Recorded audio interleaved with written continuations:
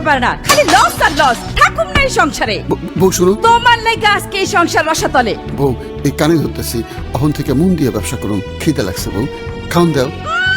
খাওন লাগবো না, এক্ষুনি বাড়ি থেকে বের হও। যাইবা নাকি ঝাঁটা নিয়ে আসুন? ঝাঁটা দিয়ে ঘর ঝাড়ু দাও। আরে দোস্ত, মন খারাপ করে খারাই রেছো, চলো শহরে যাই, মোটর সাইকেল কিনবো। এত টাকা পেলে কই? মাছ মুরগি আর গরুর খামার কইরা বিরাট লাভ করছি, চলো।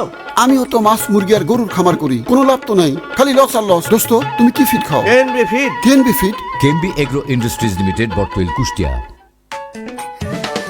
স্টাইল মেহেদি মানে সেরা মেহেদি, বাংলার ঘরে ঘরে স্টাইল মেহেদি। সেরা কোয়ালিটি, সেরা স্টাইল আর সেরা দীর্ঘস্থায়ী রং মানে স্টাইল মেহেদি। আমার প্রিয় স্টাইল, আমার প্রিয় মেহেদি, স্টাইল মেহেদি।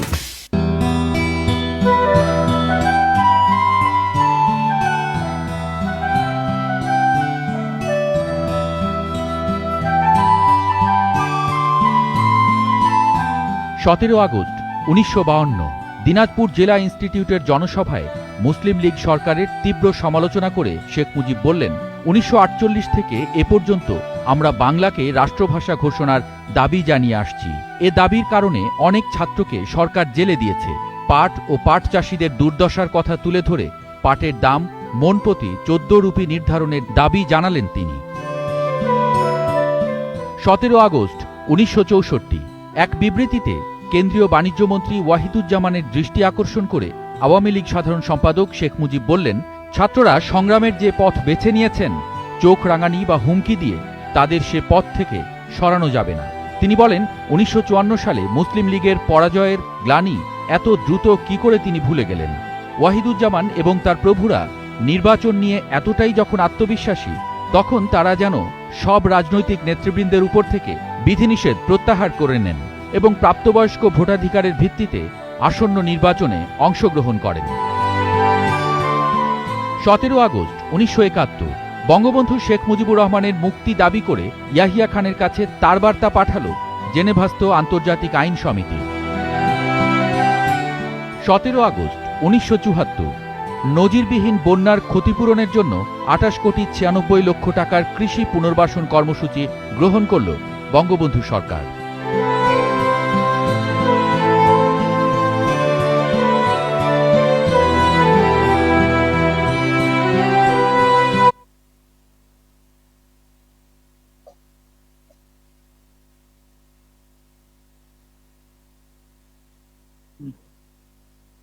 হ্যালো হ্যালো হ্যালো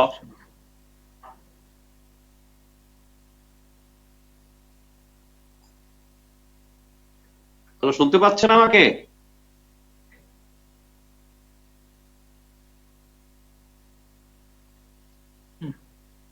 কি অনুষ্ঠান করেন? হ্যালো, আপনাকে শুনতে পাচ্ছি না। টপিক আমাকে আপনাকে শুনতে পাচ্ছি শুনছেন? না। হ্যালো, আমিও শুনতে পাচ্ছি না। হ্যাঁ, আমি শুনতে পাচ্ছি আপনাকে। আমাকে শুনছেন? হ্যাঁ, শুনতে পাচ্ছি আপনাকে। একটু সাউন্ডটা বাড়িয়ে বলেন।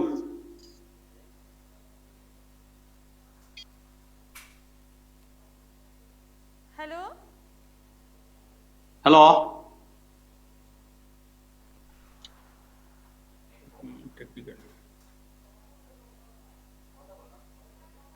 হ্যাঁ, বলেন বলেন প্লিজ। আজ 17 আগস্ট ইতিহাসের পাতায় আরো একটি জঘন্যতম নৃশংসতার ঘটনা ঘটে। 2005 সালের এই দিনে নিষিদ্ধ জঙ্গি সংগঠন জামাতুল মুজাহিদিন বাংলাদেশ, যাকে বলা হয় জেএমবি নামের একটি সংগঠন, পরিকল্পিতভাবে দেশের 63টা জেলায় এই বোমা হামলা চালায়। একটি মাত্র জেলা মুন্সিগঞ্জ ছাড়া প্রায় 500 পয়েন্টে বোমা হামলা হয়। দুজন প্রাণহানি দেন এবং অন্তত 104 জন আহত হন। আজকের সেই দিন আমরা খুব গভীর দুঃখের সাথে জানাচ্ছি। আজকে আমাদের সাথে দুজন সম্মানিত অতিথি আছেন আমাদের স্টুডিওতে তাদেরকে যুক্ত করে নিয়েছি। শুধু দর্শক, আজকে আমাদের সাথে দুজন সম্মানিত অতিথি অধ্যাপক ডক্টর মোহাম্মদ হারুনুর রশিদ আশকারি মহোদয়, উপাচার্য ইসলামী বিশ্ববিদ্যালয়, জনাব Golam Abbas Chowdhury, senior advocate, Bangladesh Supreme Court. আপনাদের দুজনকে এসকে মিডিয়ার পক্ষ থেকে শুভেচ্ছা এবং স্বাগতম জানাচ্ছি। আশা করছি আপনারা ভালো আছেন। হ্যালো হ্যালো, হ্যাঁ বলুন। আমাকে শুনতে পাচ্ছেন আপনারা? বলেন। হ্যাঁ, পাচ্ছি। শুরুতে জনাব হারুনুর রশিদ আশকারি স্যার মহোদয়, আপনার কাছে আমার প্রথমে একটা প্রশ্ন, যে এই যে এই 17ই আগস্ট, ভয়াল যে আগস্ট 17ই, আজকের দিনে কি ঘটেছিল সেই দিন? শোনা যায় না।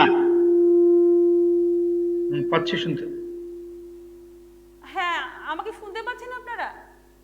হ্যাঁ পাচ্ছি, আমি পাচ্ছি। হ্যাঁ, কি ঘটেছিল সেই দিনে? শোনা যাচ্ছে না। কেন ঘটেছিল? হ্যাঁ, হ্যালো, হ্যাঁ, আমি শুনতে পাচ্ছি। আপনাকে ধন্যবাদ। আপনি যে প্রথম প্রশ্নের অবতারণা করেছেন। শোনা যাচ্ছে না। এবং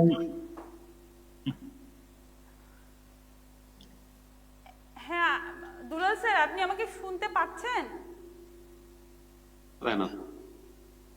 আমি তো পাচ্ছি শুনতে, আমি তো আচ্ছা কথা বলছি। স্যার, আপনি বলেন। উনি হয়তো ওনার নেটের প্রবলেমে শুনতে পাচ্ছেন না, উনি পাবে আমাদের যাই হোক, শুনতে। আজকের 17ই আগস্ট আমরা অশ্রুঝরা আগস্টের আজকের এই 17তম দিনে আমি আমার আলোচনার শুরুতেই আমি বিনম্র শ্রদ্ধায় স্মরণ করি সর্বকালের সর্বশ্রেষ্ঠ বাঙালি, স্বাধীন এবং সার্বভৌম বাংলাদেশের মহান স্থপতি, জাতির পিতা বঙ্গবন্ধু শেখ মুজিবুর রহমানকে। এবং আমি গভীর শ্রদ্ধায় স্মরণ করি 1975 সালের 15ই আগস্ট জাতির পিতার সাথে তার পরিবারের প্রায় সকল সদস্যকে যারা শাহাদাত বরণ করেছেন, তাদের পুণ্য স্মৃতির প্রতি গভীর শ্রদ্ধা জানাই।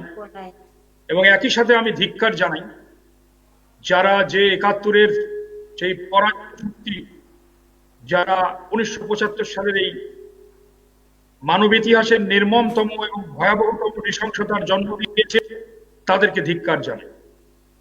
আমি গভীর শ্রদ্ধায় স্মরণ করি আজকের 17ই আগস্ট যারা 2005 সালে তার অবতারণিকায় বলেছেন যে 2005 সালের যে 17ই আগস্ট বাংলাদেশের 64টি জেলার মধ্যে 63টি জেলার প্রায় 500টি স্থানে প্রায় 300টি খুব শক্তিশালী বোম বিস্ফোরিত হয়েছিল।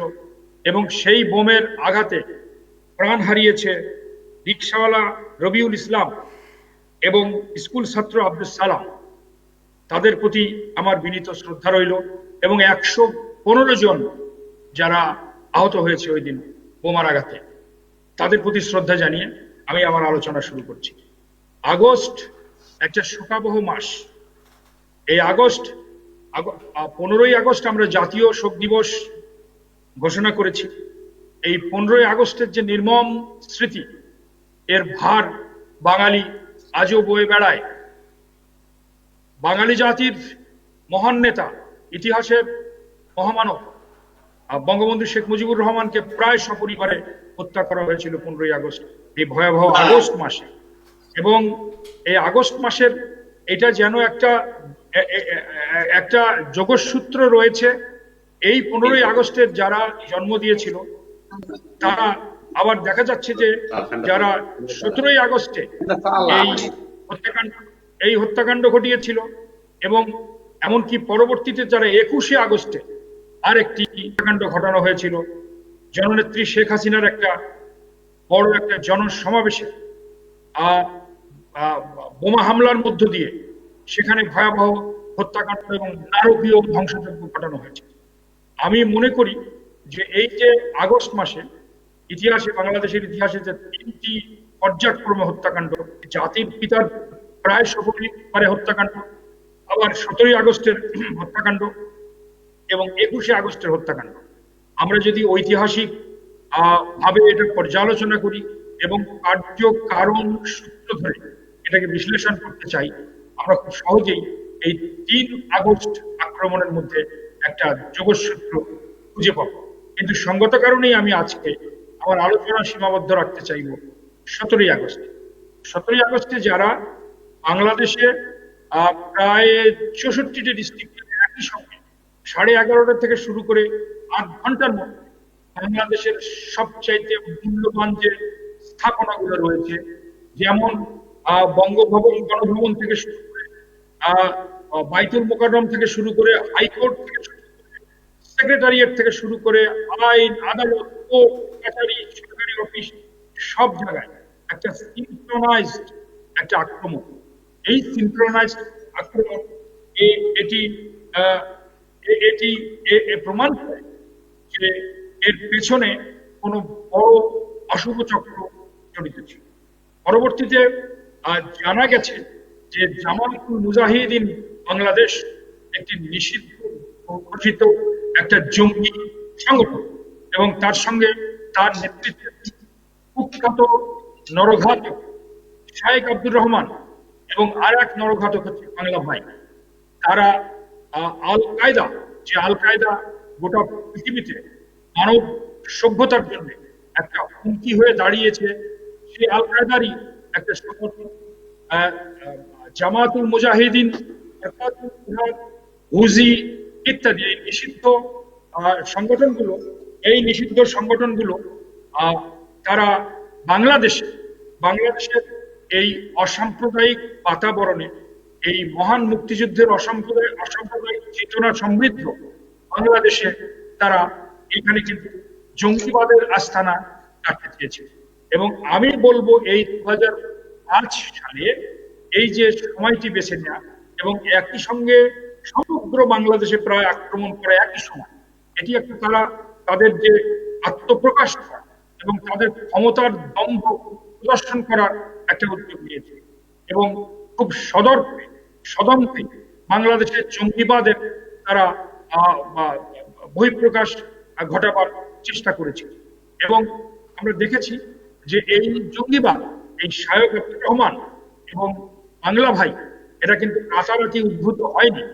আমরা দেখেছি যে 2001 থেকে 2005 সালের মধ্যে যখন সদ্য জাতীয় জামাত বিএনপি যখন ক্ষমতায় ছিল, তারা রাষ্ট্রযন্ত্র ব্যবহার করে, তারা স্টেট অ্যাপারেটাস ব্যবহার করে মৌলবাদ উৎসাহিত করেছে, জঙ্গিবাদ উৎসাহিত করেছে এবং মহান মুক্তিযুদ্ধের অসাম্প্রদায়িক চেতনা, বাঙালি জাতীয়তাবাদের চেতনা, গণতন্ত্রের চেতনা এবং সমাজতন্ত্রের চেতনাকে নস্যাৎ করে দেওয়ার জন্য তারা এই জঙ্গিবাদকে আহ্বান জানিয়েছে। এবং তাদেরই আশ্রয়ে প্রশ্রয়ে, তাদেরই পরোক্ষ প্রত্যক্ষ সহযোগিতায় এবং তাদেরই নির্লিপ্ততা এবং নিষ্ক্রিয়তায় এখানে কিন্তু জঙ্গিবাদী শক্তি, মৌলবাদী শক্তি, প্রতিক্রিয়াশীল সাম্প্রদায়িক শক্তি বেঁধে ওঠে এবং তারা এতশালী হয়ে ওঠে যে তারা কিন্তু একই সঙ্গে সমগ্র বাংলাদেশের তারা আত্মপ্রকাশ করে। আমরা দেখেছি যে তাৎক্ষণিকভাবে আমরা দেখেছি যে বাংলাদেশে এই যে জঙ্গিবাদের যে আত্মপ্রকাশ, এই আত্মপ্রকাশকে সমগ্র জাতি কিন্তু বিস্মিত এবং অভিভূত হয়ে পড়ে। পরবর্তীতে এই শায়েখ আব্দুর রহমান এবং বাংলা ভাইকে আইনের আওতায় নিয়ে আসা হয় এবং তারা দুজন সহ জঙ্গিবাদী কর্মকাণ্ডে মদদ এবং উৎসাহ দেখাবার জন্য এবং মানুষের জান এবং মালের নিরাপত্তার বিঘ্ন ঘটাবার জন্য তাদেরকে বিচারের মুখোমুখি করা হয় এবং তাদের এই দুজনের মৃত্যুদণ্ড কার্যকর করা হয়। পরবর্তীতে আমরা দেখেছি যে এটা আমরা বলতে চাই যে ব্যাকগ্রাউন্ডটি জানা দরকার। এর ব্যাকগ্রাউন্ডটি হলো এই যে 1975 সালে আবার ওই আগস্টেই আমরা চলে আসতে চাই। 1975 সালের 15ই আগস্ট জাতির পিতা বঙ্গবন্ধু শেখ মুজিবুর রহমান, যার নেতৃত্বে মহান মুক্তিযুদ্ধ হয়েছে, অসাম্প্রদায়িক মহান মুক্তিযুদ্ধের চেতনা প্রতিষ্ঠিত হয়েছে। 3.5 বছর পর তাকে প্রায় সপরিবারে হত্যার মধ্য দিয়ে কেবলমাত্র একটি মানুষকে হত্যা করা হয়নি, একটি আদর্শকে, একটি প্রতিষ্ঠানকে হত্যা করা হয়েছে এবং 71-এর পরাজিত শক্তিকে প্রকাশিত করা হয়েছে। আমরা সবাই জানি যারা এই হত্যাকাণ্ডের সঙ্গে জড়িত তাদেরকে উৎসাহিত করা হয়েছে, তাদেরকে মূল্যায়িত করা হয়েছে এবং তাদেরকে পুনর্বাসিত করা হয়েছে। বিভিন্ন বড় বড় দূতাবাসে, হাই কমিশন এরপর দিয়ে second high commission, first high commissioner পদ দিয়ে তাদেরকে উৎসাহিত করা হয়েছে। এবং পরবর্তীতে যারা জাতির পিতা বঙ্গবন্ধু হত্যাকাণ্ডের যারা বেনিফিশিয়ারি হিসেবে ক্ষমতায় আছে, তারা কিন্তু মহান মুক্তিযুদ্ধের বিপরীত একটি ধারা, মিনি পাকিস্তানি ধারা কিন্তু এখানে প্রতিষ্ঠিত করতে চায়। এবং এই মিনি পাকিস্তানি ধারা প্রতিষ্ঠিত করার জন্য কিন্তু মৌলবাদী, জঙ্গিবাদী, প্রতিক্রিয়াশীল শক্তির কিন্তু সাহায্য সহযোগিতার প্রয়োজন পড়ে। যারা জেএমবি কিংবা হুজি কিংবা যারা হরকাতুল জিহাদ, যারা এই আন্তর্জাতিক সংগঠনগুলো এখানে স্থানীয় যারা দর্শক রয়েছে, তাদেরকে উৎসাহিত করার চেষ্টা করা, তাদেরকে উৎসাহিত করার চেষ্টা করা। এবং আমরা যেটা দেখেছি যে এই ফলশ্রুতিতে কিন্তু পুরো বিএনপি জামাত আমলটিতে তারা উৎসাহিত হয় এবং তারা বিএনপির সঙ্গে আতাত করে, শুধু তাই নয়, তারা রাষ্ট্রীয় ক্ষমতায় বসে এবং রাষ্ট্রীয় ক্ষমতায় ৭১-এর পরাজিত শক্তিরা বাংলাদেশের পতাকা গাড়িতে ব্যবহার। আমরা এই যে ভয়াল অবস্থা, এই ১৭ই আগস্ট, ১৫ই আগস্ট এবং ২১শে আগস্ট যারা ঘটিয়েছে, আমরা দেখেছি যখন ১৯৯৬ সালে জাতির পিতার রক্ত এবং রাজনীতির উত্তরাধিকার জননেত্রী শেখ হাসিনা ক্ষমতায় আসেন এবং পরবর্তীতে আবার ২০০৯ সালে যখন তিনি ক্ষমতায় আসেন, তারপর থেকে কিন্তু জঙ্গিবাদ এবং মৌলবাদ তার বিরুদ্ধে যুদ্ধ ঘোষণা করেন। মহান মুক্তিযুদ্ধের চেতনায় বিশ্বাসী প্রগতিশীল শক্তিকে নিয়ে এই যুদ্ধে, এবং পরবর্তীতে এই যুদ্ধে দেখা যায় যে সেই কুখ্যাত ইন্ডেমনিটি অধ্যাদেশ বাতিল করে বঙ্গবন্ধুর হত্যাকারীদের বিচার এবং বিচারের রায় কার্যকর করে। এবং যারা মহান মুক্তিযুদ্ধের বিরোধিতা করেছিল, যারা যুদ্ধাপরাধী, মানবতার বিরুদ্ধে অপরাধী, তাদের কিন্তু বিচার করা হয়, বিচারের রায় কার্যকর হয়। এবং ২১শে আগস্টের গ্রেনেড হামলা, ১৭ই আগস্টের গ্রেনেড হামলা ইত্যাদির কিন্তু বিচারের ব্যবস্থা কার্যকর হয়েছে। সুতরাং জননেত্রী শেখ হাসিনার নেতৃত্বে আমরা মৌলবাদ, জঙ্গিবাদ এবং প্রতিক্রিয়াশীল সাম্প্রদায়িক শক্তির বিরুদ্ধে একটা ঐক্যবদ্ধ আন্দোলনে এখনো আমরা ব্যাপৃত রয়েছি। এবং আমরা আশাবাদ ব্যক্ত করতে চাই জননেত্রী শেখ হাসিনার নেতৃত্বে বাংলাদেশের মৌলবাদ, জঙ্গিবাদ, হরকাতুল জিহাদ, জামাতুল মুজাহিদিন কিংবা যারা মৌলবাদী শক্তি, তাদের শেষ সদস্যটি পর্যন্ত উৎপাটিত হবে। সেই জন্য আমরা কিপ আওয়ার ফিঙ্গার্স ক্রস। আপাতত আমি এইটুকু বলতে চাচ্ছি আমার প্রাথমিক পর্যায়ে। ধন্যবাদ সম্মানিত অতিথি মহোদয়, আপনাকে। অবশ্যই আমরা আপনার কাছে আবার আসব। আমাদের সাথে আছেন জনাব গোলাম আব্বাস চৌধুরী দুলাল স্যার। স্যার, আপনি আমাকে শুনতে পাচ্ছেন স্যার?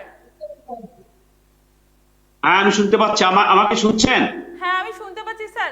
আপনার কাছে আমার জানার আছে যে এই যে আমরা দেখেছি ঘটনার, এই যে ভয়াল যে ঘটনা ১৭ই আগস্ট, এই ঘটনার পরপরই সারা দেশে ১৫৯টি মামলা দায়ের করা হয়, সেগুলোর কি অবস্থায় আছে স্যার? ধন্যবাদ আপনাকে। আসলে প্রথম আপনি যখন শুরু করেছেন, আমার তখন কথা শোনা যাচ্ছিল, আমি শুনতে পারিনি, পরবর্তীকালে আমি অ্যাড হয়েছি। আজকের এই অনুষ্ঠান আয়োজন করেছেন, এর জন্য আপনাকে ধন্যবাদ জানাচ্ছি। আমাকে আলোচক হিসেবে রেখেছেন, ধন্যবাদ জানাচ্ছি। এবং কুষ্টিয়া ইসলামিক বিশ্ববিদ্যালয়ের মাননীয় উপাচার্য সাহেব আসছেন, তাকেও আমি ধন্যবাদ জানাচ্ছি। এবং দর্শকবৃন্দ রয়েছেন, তাদেরকে শুভেচ্ছা জানাচ্ছি। আজকে 17ই আগস্ট সিরিজ বোমা হামলা দিবস। সিরিজ 17ই আগস্ট আজকে এই দিনে সিরিজ বোমা হামলা হয়েছিল বাংলাদেশের মাটিতে। এ সম্পর্কে উপাচার্য সাহেব বিশদ ব্যাখ্যা দিয়েছেন, আমি সেই কথাগুলোতে যাব না। তবে একটি কথা বারে বারে মনে হয়, আসলে আগস্ট মাস একটা বেদনা বিধুর মাস আমাদের জন্য। আগস্ট মাস আসলে পরে বাঙালি জাতি শোকাভিভূত হয়ে পড়ে, আমরা শোকাভিভূত হয়ে পড়ি। কিছু ঘটনা 15ই আগস্ট, 17ই আগস্ট, 21শে আগস্ট, 21 সূত্রে গাথা। 15 আগস্টে জাতির জনক বঙ্গবন্ধুকে হারিয়েছি। 17ই আগস্ট মৌলবাদীদের উত্থান, তাদের প্রাথমিক বিজয়। আজকে সারা বাংলাদেশে বোমা ফাটিয়ে মানুষদের হত্যা করেছে। আবার 21শে আগস্টে আমাদের নেত্রী মাননীয় প্রধানমন্ত্রী শেখ হাসিনার উপর আক্রমণ চালানো হয়, বোমা হামলা করা হয়।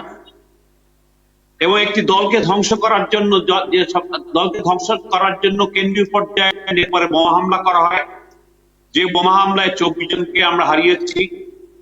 আমাদের প্রাক্তন রাষ্ট্রপতি জনাব জিল্লুর রহমান সাহেবের সহধর্মিনী আইবুর রহমান সহ আমরা 24 জন হারিয়েছি, অনেক লোক আহত হয়েছেন।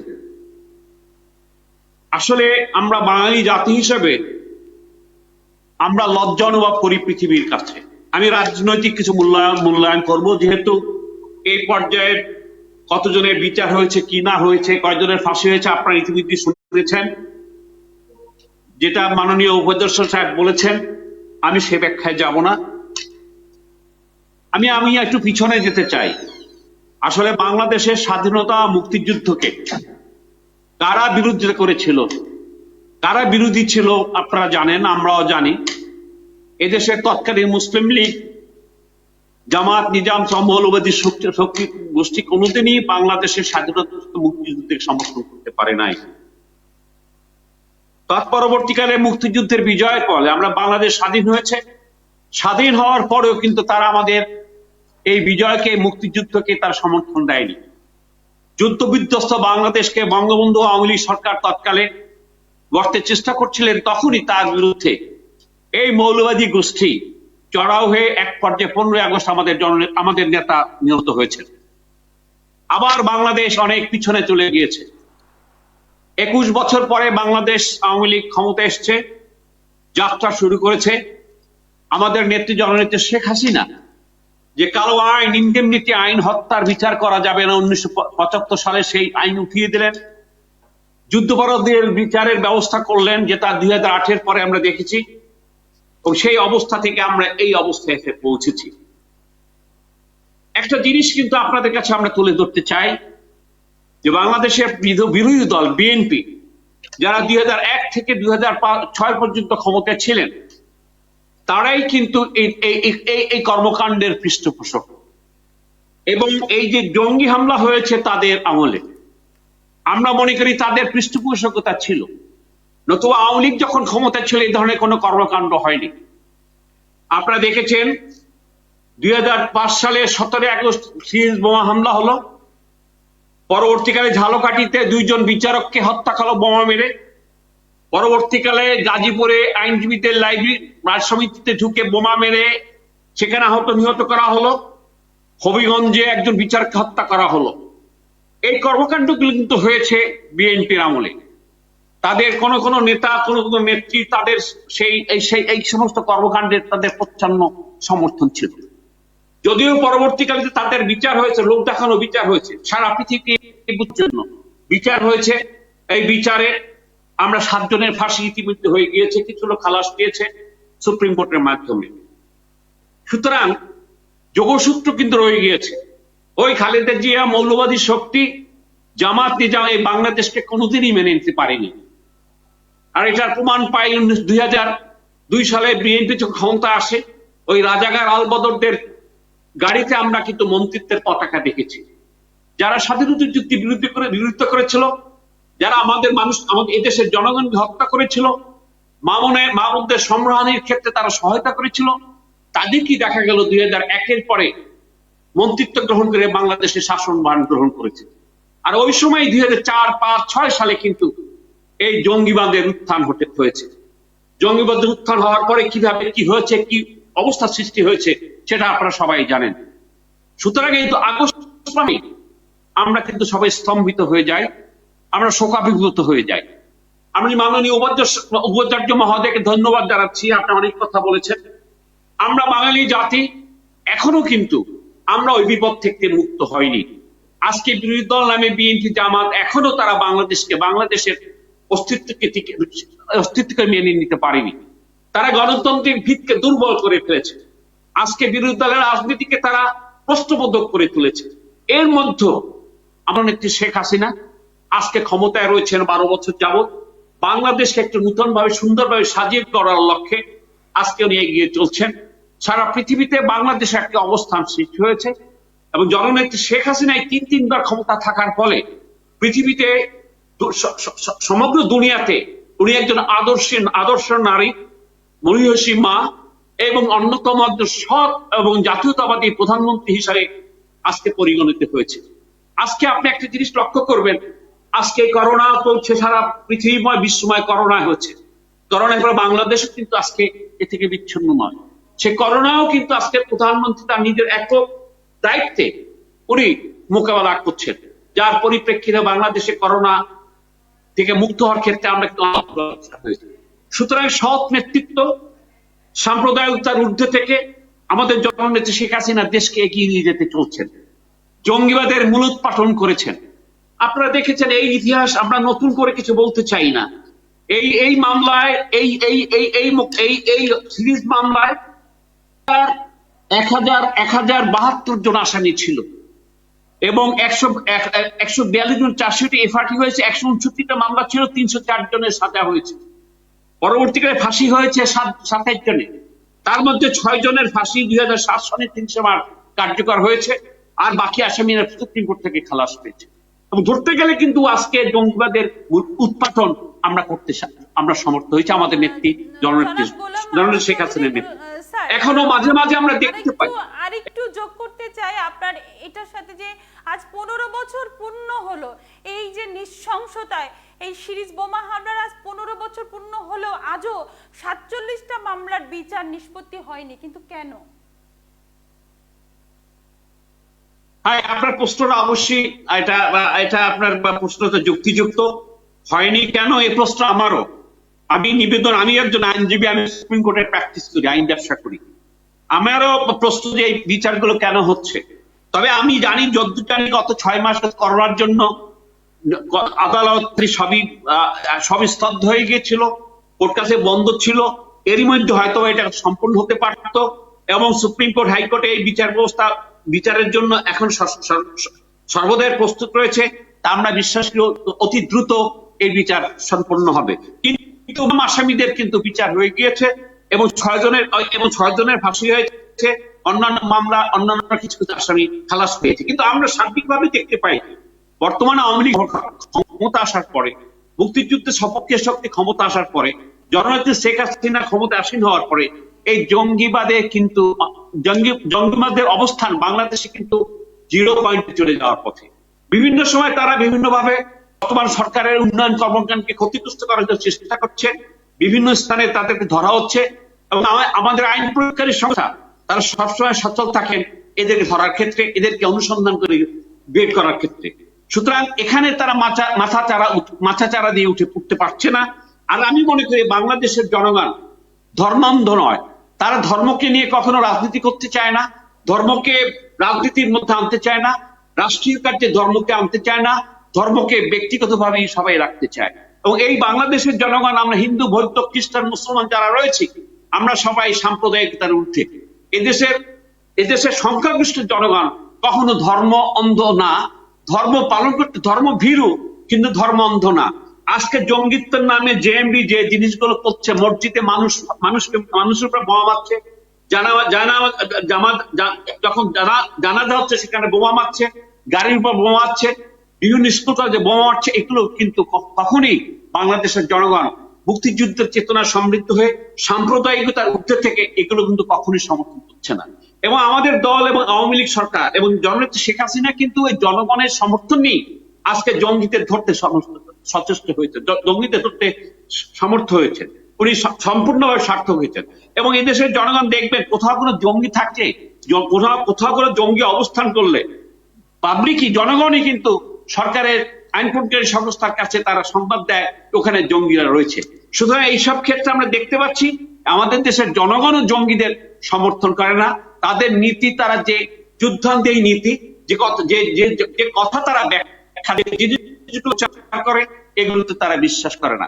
যার জন্য যেহেতু সরকার সাম্প্রদায়িক ঊর্ধ্বে এবং মুক্তিযুদ্ধের চেতনায় সমৃদ্ধ, যার জন্য জনগণকে সঙ্গে নিয়ে আজকে জঙ্গিবাদকে অনেক ক্ষেত্রে মূলোৎপাটন করতে সমর্থ হয়েছে।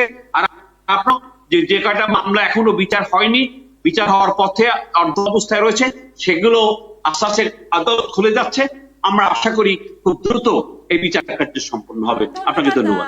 জনাব সম্মানিত অতিথি, আপনাকে আমরা আবার আসবো আপনার কাছে। আমি এবারে জনাব হারুনুর রশিদ আসকারী স্যার, আপনার কাছে আমার একটা প্রশ্ন যে আমরা দেখেছি বিএনপি জামায়াতের শাসনামলে সারা দেশে শক্ত অবস্থা তৈরি করে এই জঙ্গিরা যখন এই কঠোর অবস্থান তৈরি করে, এই সম্পর্কে আপনার কি মতামত? ধন্যবাদ আপনাকে। আমি আগেও বলেছি যে জঙ্গিবাদ কোনো আঞ্চলিক সমস্যা নয়, জঙ্গিবাদ একটি বৈশ্বিক সমস্যা এবং এটি টুইন টাওয়ার্স ধ্বংসের পর থেকে এটি নতুন মাত্রিকতা পায়। আসলে আমরা যদি ইতিহাস পর্যালোচনা করি তাহলে দেখব যে উগ্র সাম্প্রদায়িকতার নামে সম্প্রদায়ে সংঘাত এটি কিন্তু মানব ইতিহাসের মতোই প্রাচীন, কিন্তু সাম্প্রতিক সময়ে যে বৈশ্বিক জঙ্গিবাদ, যারা ধর্মীয় উন্মাদনা উগ্রপন্থার কারণে সমগ্র পৃথিবীর শান্তিকে বিপন্ন করে তুলেছে। আমরা দেখেছি যে এক ধর্মের লোকরা এক সম্প্রদায়ের সম্প্রদায়কে আক্রমণ করছে। আমরা দেখেছি টুইন টাওয়ার ধ্বংস। আমরা আবার দেখেছি পাশাপাশি কিন্তু নিউজিল্যান্ডের মসজিদে খ্রিস্টান ধর্মাবলম্বীদের আক্রমণ। সুতরাং আমরা বলতে চাই যে উগ্র সাম্প্রদায়িক শক্তি এবং মৌলবাদী শক্তি তারা সার্বিকভাবে কোনো ধর্মপন্থী হতে পারে না, কেননা পৃথিবীর কোনো ধর্মই আমরা বিশ্বাস করতে চাই প্রকৃত অর্থে উগ্রবাদকে, উগ্রতাকে এবং সাম্প্রদায়িকতাকে কিন্তু সমর্থন করে না। কিন্তু দেখা যাচ্ছে যে এই সাম্প্রদায়িক শক্তির যে সহিংস রাজনীতি, এর পেছনে কিন্তু কোনো রাজনৈতিক শক্তির মদদ থাকে, যেটা বাংলাদেশের ক্ষেত্রে আমরা দেখেছি। আগেও আমি বলেছিলাম যে বাংলাদেশে যে মৌলবাদী শক্তি বলতে আমাদের যাদের নামগুলো এখন উঠছে, তারা কিন্তু আসলে কি বলবো, এরা হচ্ছে ৭১-এর যে পরাজিত শক্তি, ৭১-এর প্রতিক্রিয়াশীল শক্তি, যারা মহান মুক্তিযুদ্ধের বিরোধিতা করেছিল, মহান মুক্তিযুদ্ধের অসাম্প্রদায়িক চেতনার বিরোধিতা করেছিল, তারা কিন্তু পুনর্বাসিত হয়েছে। তাদের কিন্তু সম্পূর্ণ নতুন এডিশন বলা যেতে পারে।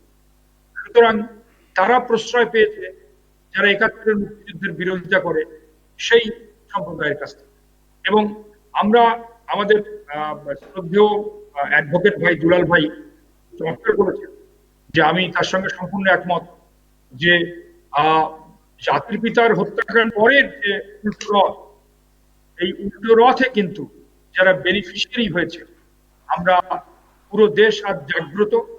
যেমন আমরা স্বস্তি বোধ করছি জননেত্রী শেখ হাসিনা বিচারের ব্যবস্থা করেছিলেন জাতির পিতার হত্যাকারীদের, তাদের বিচার কার্যকর হয়েছে এবং যে কয়েকজন এখনো পলাতক রয়েছে আমাদের কিন্তু জোরালো দাবি রয়েছে তাদেরকে কূটনৈতিক সর্বোচ্চ কূটনৈতিক তৎপরতা দিয়ে তাদেরকে দেশে ফিরিয়ে এনে তাদেরকে রায়ের মুখোমুখি করা হোক এবং তাদের বিরুদ্ধে যে রায় ঘোষিত হয়েছে সেই রায় কার্যকর করা হোক।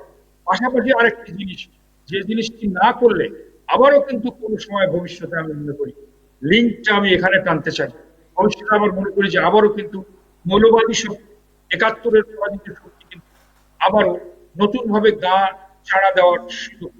সেটা যারা ৭৫-এ বঙ্গবন্ধু হত্যাকাণ্ডের সঙ্গে সরাসরি জড়িত ছিল তাদের চেয়ে ভয়ঙ্কর হলো যারা তাদেরকে মদত দিয়েছে, যারা পেছন থেকে কলকাঠি নেড়েছে এবং যারা এই নৃশংসতম হত্যাকাণ্ডের কুশীলব ছিল এবং যারা এই উত্তর রাজনীতিতে প্রথাপে পায়তারা করেছে এবং যারা এর সুবিধাভোগী উচ্ছিষ্টভোগী হয়েছে। এই জন্য এদেরকে আন্তর্জাতিক কমিশন গঠন করে এদেরকে আবার বিচারের আওতায় আনা হোক।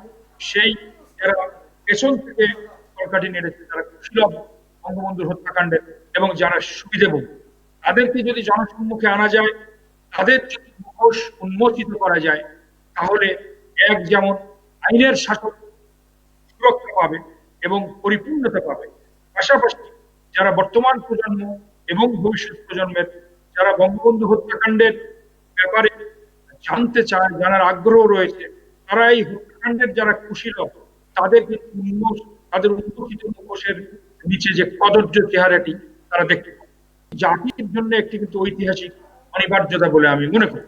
এবং সম্মানিত যদি অতিথি, এটি আমি করা এর যায়, সাথে আরেকটু যুক্ত করতে চাই, এই যে এই জঙ্গি কারা, এই জঙ্গি এবং কিভাবে এদের সৃষ্টি, এখনো তো পুরোপুরি নিশ্চিহ্ন হয়নি এই জঙ্গিবাদ। তারপরও আমরা বিশ্বাস করি আগের মতো এদের সক্ষমতা নেই। আসলে এখন ওদের কি অবস্থা তাদের? কারা জঙ্গি সেটা তো একক কেউ নয়, এটা বলা হচ্ছে যে একদল উচ্ছৃঙ্খল সমাজ বিদ্রোহী, মানে মানবতা বিদ্রোহী মানুষ, যাদেরকে নানাভাবে প্রলুব্ধ করা হচ্ছে। এইখানে আমি একটা উক্তি উচ্চারণ করব, যে এটি মহামতি ভলতেয়ার বলেছিলেন, যে তাদেরকে যদি স্বপ্ন দেখানো যায়, তাদেরকে অলিকত্বের স্বপ্ন এবং সেই যায়, তাহলে তাদেরকে হিংস্র বানানো। যদি তাদেরকে তুমি অলিকে, যে make them dream of the absurdity and use them in the atrocity, ভলতেয়ারের সেটি কিন্তু অবিধানযোগ্য। ভলতেয়ার বলেছে তাদেরকে অলিকত্বের স্বপ্ন। দেখবেন যে জঙ্গিদের যাদের আনা হচ্ছে, এর মধ্যে কিন্তু কোমলমতি তরুণ তরুণীর সংখ্যাই বেশি, যাদেরকে স্বপ্ন দেখানো হচ্ছে এই কর্মকাণ্ডের মধ্য দিয়ে তোমরা কিন্তু এই হয়তো কি বলবো, পারলৌকিক এরকমের পরীক্ষা হবে। কিন্তু এই ধর্মের অপব্যাখ্যা দিয়ে তাদেরকে এই পথে আনা হচ্ছে।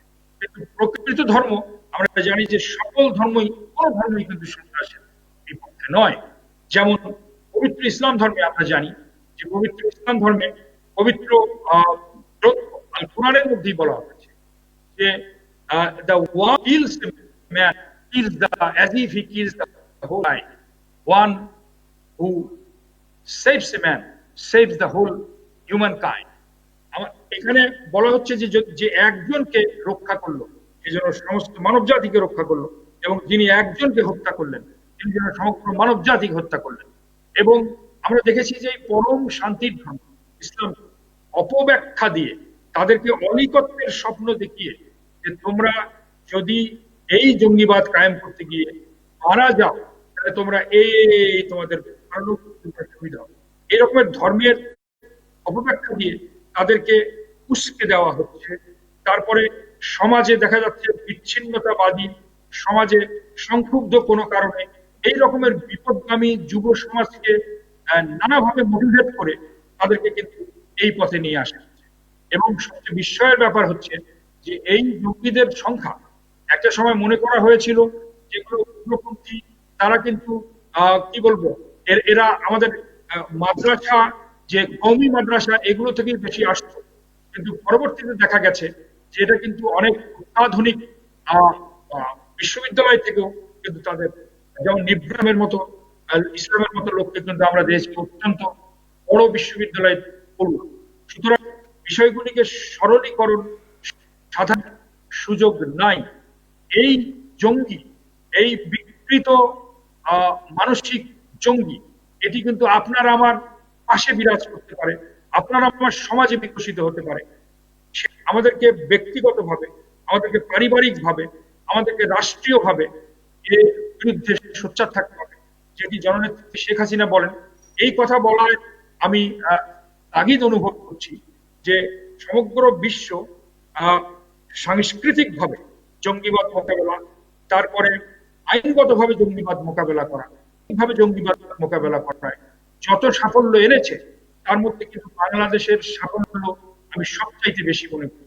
এখনো কিন্তু মার্কিন যুক্তরাষ্ট্রে, জার্মানিতে, ফ্রান্সে, ইটালিতে, কিন্তু অস্ট্রেলিয়ায়, নিউজিল্যান্ডে কিন্তু উগ্রপন্থা এবং জঙ্গিবাদের আক্রমণের কথা আমরা শুনতে পাই।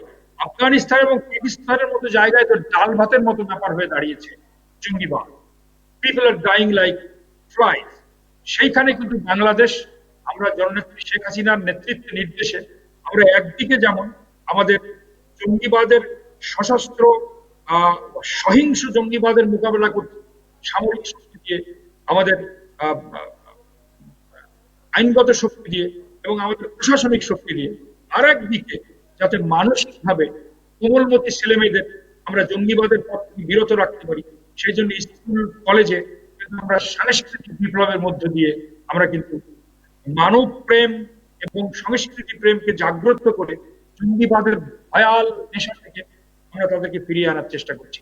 সুতরাং বর্তমান সরকার, মাননীয় প্রধানমন্ত্রী এই ব্যাপারটিতে ওয়াকিবহাল রয়েছেন এবং সন্ত্রাস, মাদক এবং জঙ্গিবাদ এই তিনজন আমাদের ঘোষিত জাতীয় শত্রু এবং বাংলাদেশের প্রশাসন, বাংলাদেশের 4টি স্তম্ভ, বিচার বিভাগ, শাসন বিভাগ, আইন বিভাগ, 3টি স্তম্ভ এবং সামাজিকতা, সুশীল সমাজ, সবাই কিন্তু ঐক্যবদ্ধভাবে জননেত্রী শেখ হাসিনার নেতৃত্বে জঙ্গিবাদ, মাদক এবং সন্ত্রাস মোকাবেলায় আমরা কাজ করে যাচ্ছি।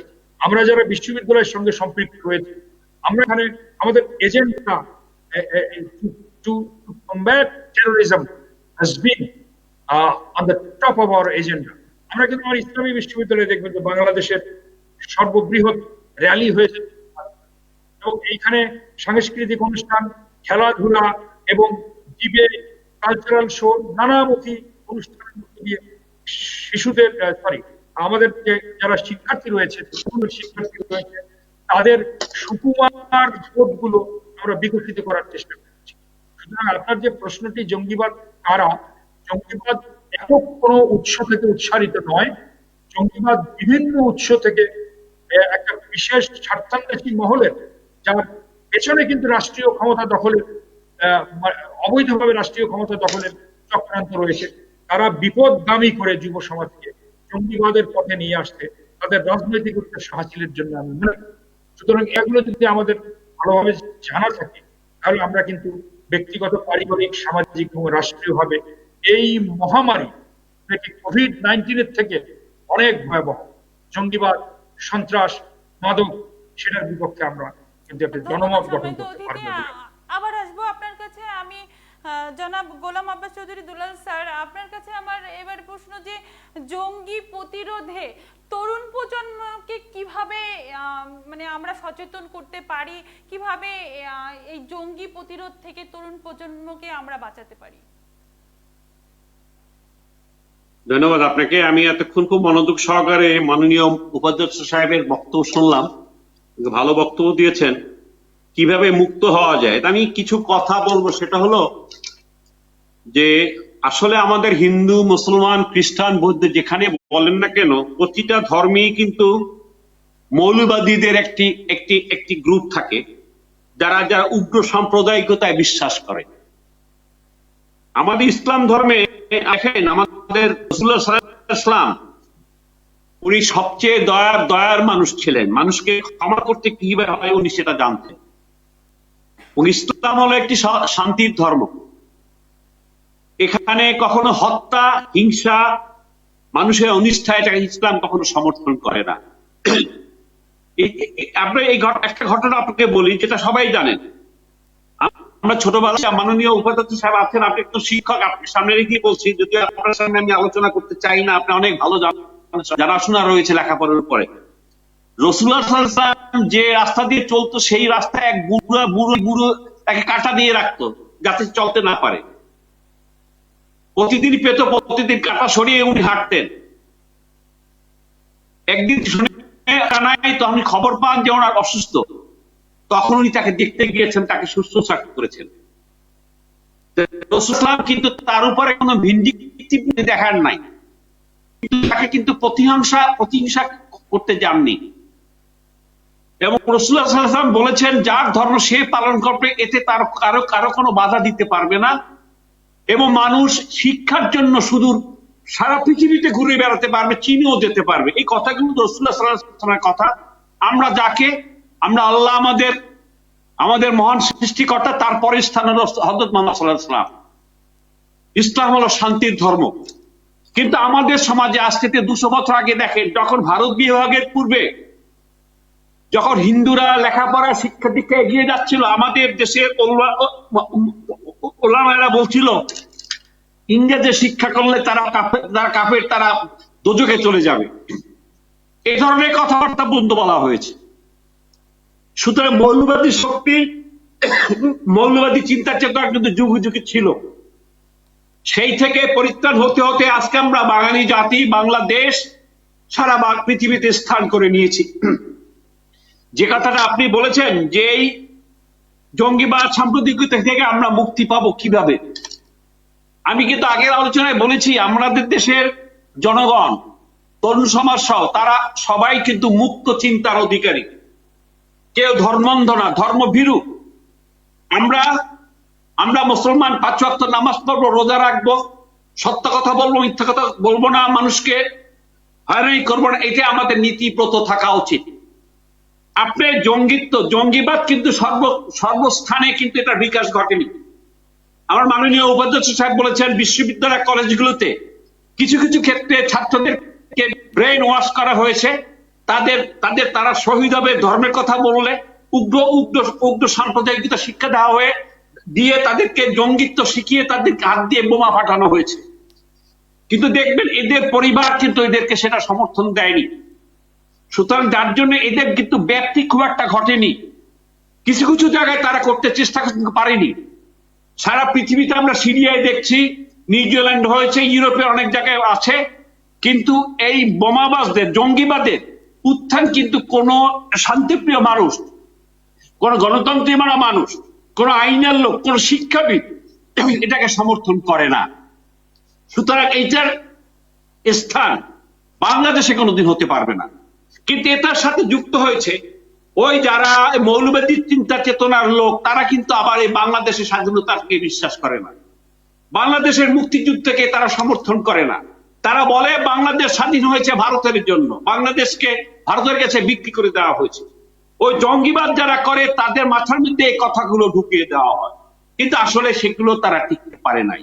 আজকে আওয়ামী লীগ সহ আরো যে সমস্ত রাজনৈতিক দল, স্বাধীনতা চেতনা সম্পন্ন দল, মুক্তিযুদ্ধে ভাবাপন্ন দল রয়েছে, তাদের নেতৃত্বে স্বাধীনতা হয়েছে। আমাদের নেতা আমাদের জাতির জনক বঙ্গবন্ধু নেতৃত্বে স্বাধীন হয়েছে। তার পরবর্তীকালে এই স্বাধীনতা মুক্তিযুদ্ধের চেতনা সম্পন্ন দলগুলো আওয়ামী লীগের নেতৃত্বে এদেশের তরুণ সমাজকে বোঝাতে অনেকটাই সক্ষম হয়েছে যে আমরা নই, আমরা মৌলবাদ নই, আমরা শান্তিতে বিশ্বাস করি, আমরা যার ধর্ম সেটা পালন করব। আপনি যেটা কিভাবে মুক্তি পাবো সেই প্রশ্ন তো আমরা ইতিমধ্যেই উত্তরটা দিয়েছি। এই যে জঙ্গিবাদের বিস্তার কিন্তু বাংলাদেশে যেভাবে আমরা তরুণ যেই প্রজন্ম তাদেরকে কিভাবে এই জঙ্গিবাদ থেকে দূরে রাখতে পারি, কিভাবে তাদেরকে বাঁচাতে পারি? আবার বলেন। আমরা তরুণ প্রজন্মকে কিভাবে জঙ্গি হাত থেকে মুক্ত করতে পারি? যে কথাটা এই প্রশ্নের উত্তর ইতিমধ্যে মাননীয় ভাইস চ্যান্সেলর সাহেব বলেছেন। অবশ্যই তাদের সুস্থ বিজ্ঞানসম্মত লেখাপড়া তাদের মধ্যে দিতে হবে, তাদের এই দেশের মুক্তিযুদ্ধের ইতিহাস তাদের কাছে তুলে ধরতে হবে। তৎকালীন পাক ভারত সহ বাংলাদেশের ইতিহাস, বাঙালিদের ইতিহাস, 200 বছর 300 বছর ইতিহাস থেকে শুরু করে বর্তমান ইতিহাস তাদের বুঝাতে হবে, এবং আমাদের ইসলাম সম্পর্কে স্বচ্ছ ধারণা দিতে হবে, এবং আমাদের ইসলাম ধর্মের বিভিন্ন যে নৈতিকতা যে কথাগুলো আছে স্কুল কলেজে বিশ্ববিদ্যালয়ে পাঠ্যপুস্তকে সেগুলো সংযোজন করে শিক্ষাবিদরা এবং প্রফেসর শিক্ষকরা তারা ছাত্রদের মধ্যে এগুলো প্রচলিত করবেন। এছাড়াও আমি আহ্বান করব, আমরা যারা পারিবারিক ভাবে আমরা যারা অভিভাবক রয়েছি তারাও আমাদের সন্তানদের আমরা কখনোই জঙ্গিবাদ গ্রহণ করবে এইটা আমরা কখনো তাদের কাছে আমরা কখনোই আমাদের প্রজন্মকে কখনোই শিক্ষা দেব না। এবং আমি বিশ্বাস করি বাংলাদেশের এই যে জনগণ রয়েছে, শ্রেণী রয়েছে, তারাও 99% লোক তারা এই জঙ্গিবাদকে পছন্দ করেন না। এই 99% লোক কখনোই জঙ্গিত্বকে গ্রহণ করেনি। ভাইস চ্যান্সেলর সাহেব বলেছেন এই জঙ্গিবাদ বিরোধী, মাদক বিরোধী, সন্ত্রাস বিরোধী কর্মকাণ্ড যদি আমরা এর বিরুদ্ধে যদি বক্তব্য আমরা শিশুদের কোমলমতি শিশুদের মধ্যে, তরুণদের মধ্যে আমরা প্রচার করতে পারি, তরুণদের মনে নিবিষ্ট করতে পারি, ভালো রাজনৈতিক চর্চা যদি তাদের মনের মধ্যে দিতে পারি, তাহলেই আমরা টোটালি সম্পূর্ণভাবে এই জঙ্গিবাদ, সাম্প্রদায়িকতাবাদ এবং আমাদের তরুণ সমাজকে আমরা অবশ্যই রক্ষা করতে পারবো। আমি বিশ্বাস করি ইতিমধ্যে আমাদের বর্তমান মুক্তিযুদ্ধের চেতনা সম্পন্ন নেতৃত্ব আওয়ামী লীগ সরকার ইতিমধ্যে সমর্থ হয়েছেন। এদেশ থেকে জঙ্গিবাদকে উৎখাত করতে অনেকটা সক্ষম হয়েছেন। আমরা দেখতে পাচ্ছি বাংলাদেশে এখন তাদের স্থান নেই। যারা এখনো বিভিন্নভাবে বিচ্ছিন্নভাবে করতে চেষ্টা করছে, তাও তারা সার্থকতা আনতে পারছে না, কিছু ধরতে পারছে না। আমাদের ধন্যবাদ জানাই আইন প্রয়োগকারী সংস্থাকে, র্যাবকে ধন্যবাদ জানাই, সামরিক বাহিনী যারা তাদের ধন্যবাদ জানাই। তারা সবসময় সচেষ্ট রয়েছে। যদি কোনো ধরনের জঙ্গিবাদ, মৌলবাদ বা যারা যারা যারা জেএমবি সদস্য যারা করতে চায় যারা হচ্ছে, তাদেরকে সাথে সাথে যাদের ধরে আইন প্রয়োগকারী সংস্থার হাতে আইনে সুমর্দ করতে পারে, এই আহ্বানই জানাবো। এবং আরো আহ্বান জানাবো সমস্ত বিশ্ববিদ্যালয় কলেজের শিক্ষক যারা রয়েছে, আজকে যারা ছাত্রছাত্রী রয়েছে, তাদের মধ্যে অরিজিনাল মূল ইসলামের কথা, অরিজিনাল রাজনীতির কথা, অরিজিনাল মুক্তিযুদ্ধের কথা, মুক্ত চিন্তার কথা আপনারা তাদেরকে শিখাবেন। তাই এবং পারিভাবে আমরা যারা অভিভাবক রয়েছি, আমরা আমাদের সন্তান সন্ততিদের অরিজিনাল ইতিহাস, মুক্তিযুদ্ধের ইসলামের কথা, হযরত মুহাম্মদ সাল্লাল্লাহু আলাইহি ওয়াসাল্লাম যে কথাগুলো আমাদের জন্য শান্তির জন্য বলে গিয়েছেন, এগুলো আমরা আমাদের সন্তানের বাচ্চা যারা রয়েছে তাদেরকে আমরা শিখাবো, তাদের নৈতিকতা শিখাবো, তাদেরকে সাম্প্রদায়িকতার উপরে যাতে থাকে, হিন্দুদের সম্মান করবে, বৌদ্ধদের সম্মান করবে, খ্রিস্টানদের সম্মান করবে, সেটা করে আমি আমার ধর্ম সুন্দরভাবে পালন করবো। এই শিক্ষায় আমরা দীক্ষিত করব আমার সন্তান সন্ততিদের। তাহলে আমি বিশ্বাস করি বাংলাদেশের তরুণ সমাজ কোনোদিনই কখনই জঙ্গিবাদ গ্রহণ করবে না। ধন্যবাদ। ধন্যবাদ সম্মানিত অতিথি। আমরাও বিশ্বাস করি আমরা এই জঙ্গিবাদ থেকে মুক্ত হব। আমরা ইতিমধ্যে আমাদের প্রধানমন্ত্রী আমাদের যেই নির্দেশনা দিয়েছিলেন, সেই নির্দেশনা মোতাবেক আমরা মনে হয় ইতিমধ্যে জঙ্গিবাদ নিষ্পত্তি করতে পেরেছি। কিছুটা থাকলেও থাকতে পারে, আমরা অবশ্যই বিশ্বাস করি সেইটুকু আর থাকবে না আমাদের দেশে। আমি সম্মানিত অতিথি ডক্টর মোহাম্মদ হারুন আর রশিদ আসকারী স্যার, আপনার কাছে আমার এবারের প্রশ্ন যে আমরা দেখেছি বেসরকারি বিশ্ববিদ্যালয়গুলো নিয়ে অনেক প্রশ্ন উঠেছিল সেই সময়, যে এই যে একটা প্রতিষ্ঠান, একটা শিক্ষা প্রতিষ্ঠানের পক্ষে কি সম্ভব দমন করা জঙ্গি কিংবা নিয়ন্ত্রণ করা?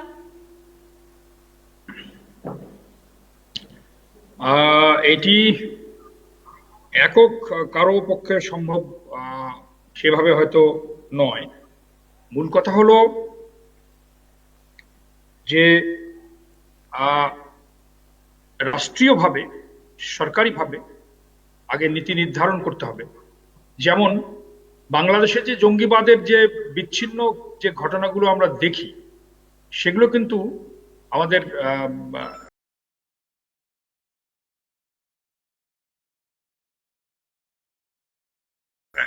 বিজ্ঞ অ্যাডভোকেট দুলাল ভাইও বলেছেন যে সেগুলো কিন্তু কোনো না কোনো রাষ্ট্রযন্ত্রের প্রত্যক্ষ পরোক্ষ প্রচ্ছয় পুষ্ট।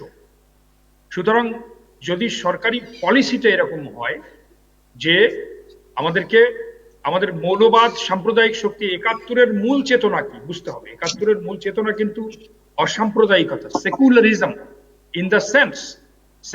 ইন দ্য সেন্স যে দেশে যার যার ধর্ম, তার ধর্ম অন্যের দ্বারা প্রভাবিত না হয়ে, কারো দ্বারা বাধাগ্রস্ত না হয়ে তারা পালন করবে। এটা হচ্ছে আমাদের সেকুলারিজম বা ধর্মনিরপেক্ষতার অর্থ। এখন সেইটা যদি আমরা চর্চা করতে না পারি, রাষ্ট্রযন্ত্র যদি মনে না করে যে এই মূলনীতিটি আমি যে কোনো মূল্যে এটি আমি বজায় রাখবো এবং এটা সুরক্ষা দেব, তাহলে কিন্তু এর ফোকর গোলে জঙ্গিবাদ চলে আসবে। যেমনটি হয়েছিল আমরা দেখি যে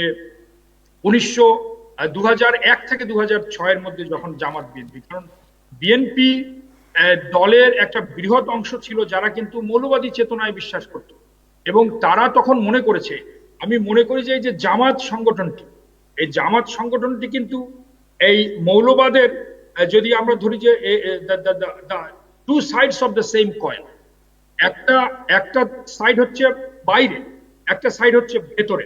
তাহলে তারা বাইরের যে সাইডটা, এটা সদ্য গণতন্ত্রের লেভাসে তারা কিন্তু বিএনপির মতো দলের সঙ্গে গাঁটছড় বেঁধে তারা প্রকাশ্যে রাজনীতি করেছে, আর ভেতরে তারা other side of the coin তারা কিন্তু এই রকমের সহিংস সশস্ত্র মৌলবাদকে প্রশ্রয় দিয়েছে।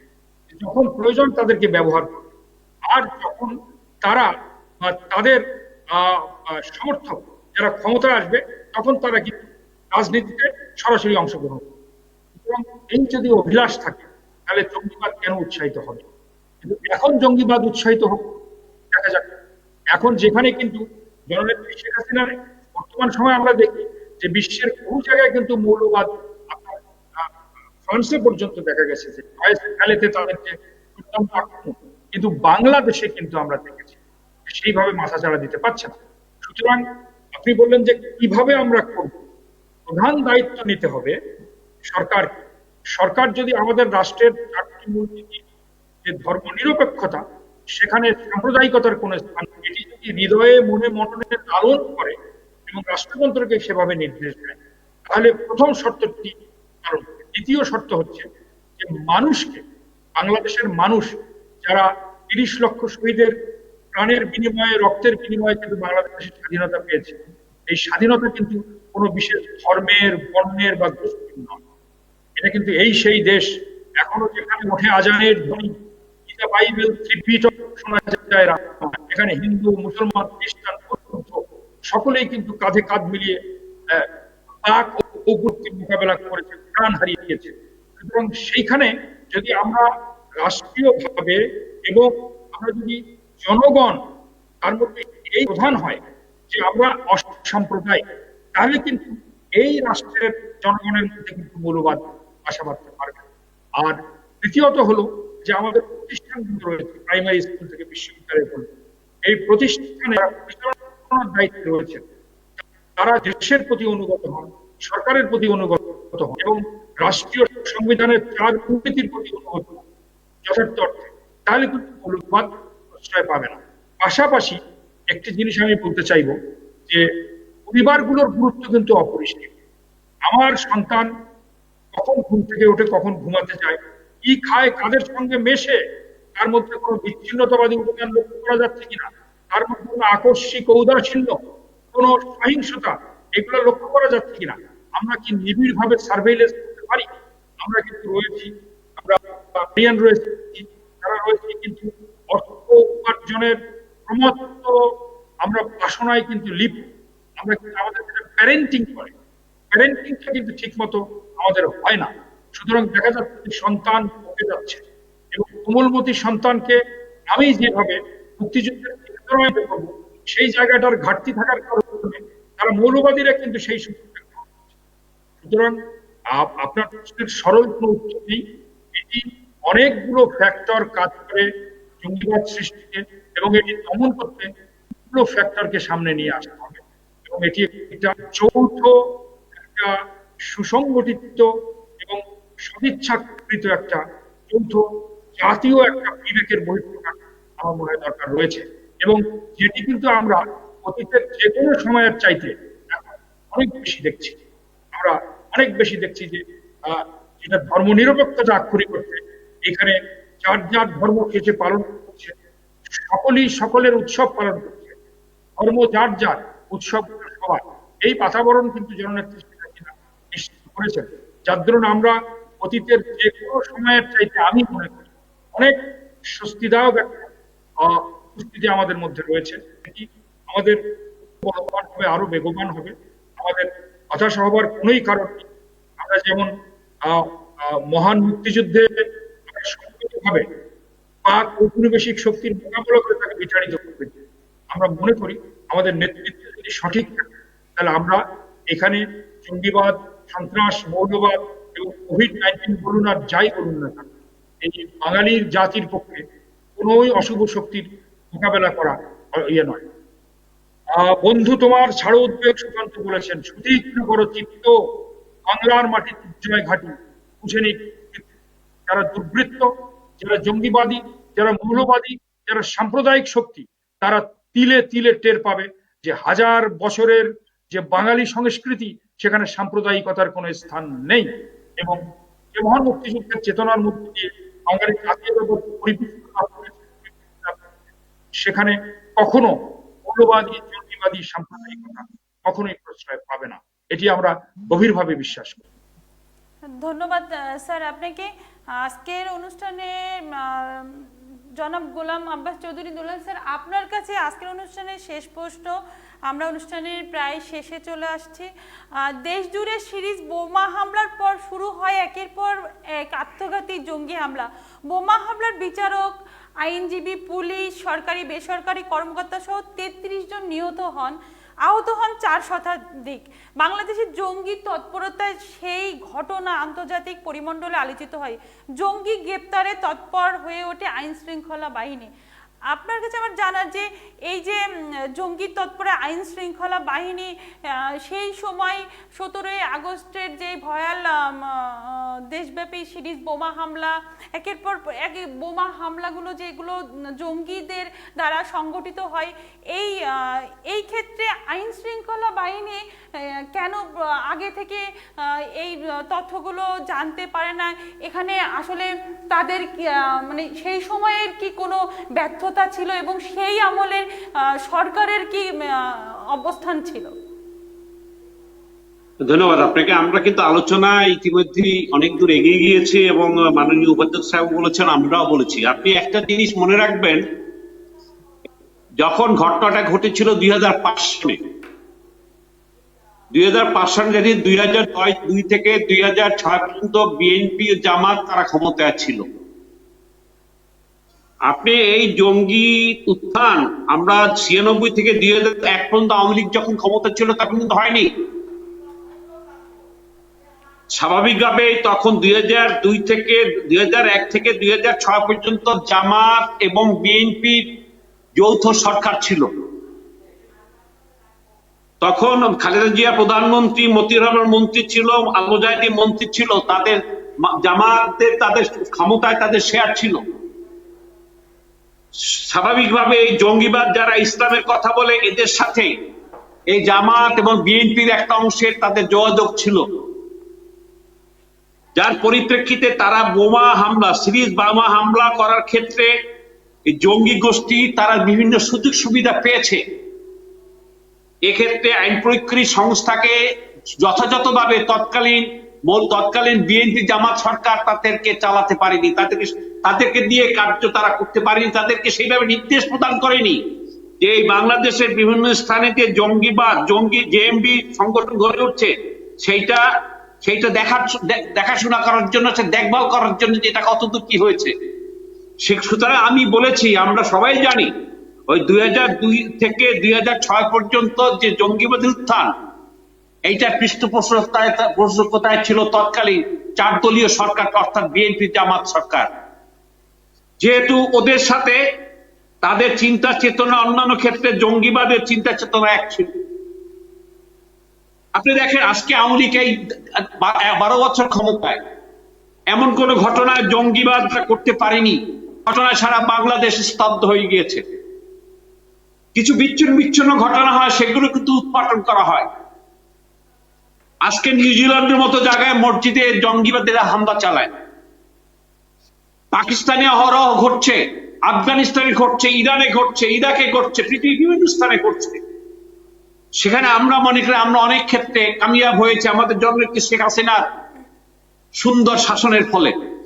এবং মূলত আমি বলবো, আমি ব্যর্থ কণ্ঠে বলতে চাই, এই জঙ্গিবাদ কিন্তু সারা পৃথিবী থেকেই একদিন মূলোৎপাটন হয়ে যাবে। আমি একটু আগে আলোচনায় বলেছি, পৃথিবীর শান্তিপ্রিয় মানুষ কখনোই এই জঙ্গিবাদকে সমর্থন করে না।